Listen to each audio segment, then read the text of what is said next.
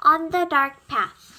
Only now, entering the woods on the footpath, did Anna Mary realize how cold the dawn was.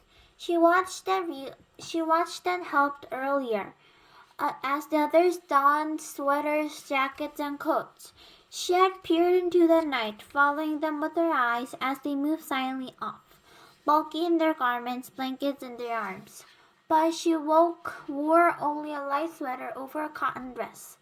Through the October day later would be warmed by sunlight. Now it was gray, chilly, and damp. She shivered. The path curved, and she no longer looked behind her as seeing the dawn with the farmhouse outlined against the pale sky and the lightning meadow behind. Now there was only the dark woods ahead. Underfoot, the path lay latticed with thick roots hidden under the fallen leaves, was invisible. She felt her way with her feet, trying not to stumble.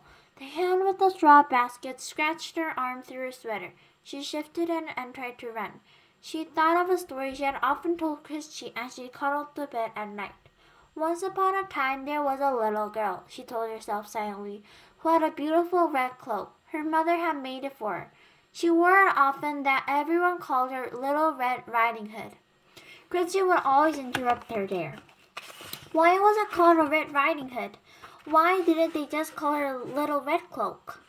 Well, it was hooded over her head. She had beautiful curls, just like you, Christy. Maybe someday Mama will make you a coat with a hood to cover your curls and keep you warm. But why, Christy would ask, was it riding hood? Was she riding a horse? Maybe she had a horse that she rode sometimes, but not in the story. Now stop interrupting every minute. Anna Mary smiled, feeling her way through the dark, remembering how Christy always interrupted stories to ask questions. Often she just wanted to make the story last longer. The story continued. One day the little girl's mom said, I wanted you to bring a basket of food to your grandmother. She is sick in bed. Come, let me tie her red cloak. The grandmother lived deep in the woods, didn't she? Chrissy would ask, in the dangerous woods, where the wolves lived. Anna Mary heard a small voice, a squirrel perhaps, or a rabbit scampering nearby. She paused, stood still on the path, and smiled again. Chrissy would have been frightened. She would have grabbed Anna Mary's hand and said, Wolf! But Anna Mary knew that these words were not like the woods in the story. There were no wolves or bears or tigers, none of the beasts that polluted Christie's vivid imagination. She hurried on. Still, they were very dark, these woods. Anna Mary had never followed this path in the dark before. She had told her mother she would run, and she tried. Here the path turned. She knew the turning well. It seemed different in the dark.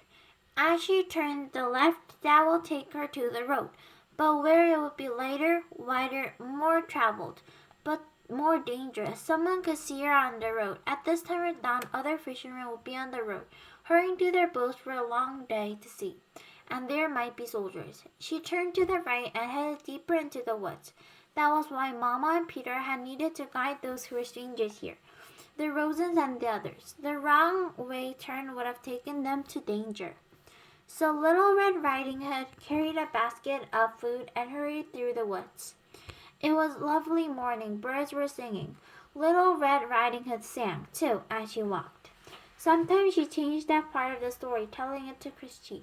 Sometimes it was evening with long, frightening shadows, so that Christy, listening, would snuggle closer and wrap her arms around Anna Mary. Now, telling to herself she wanted sunlight and bird song.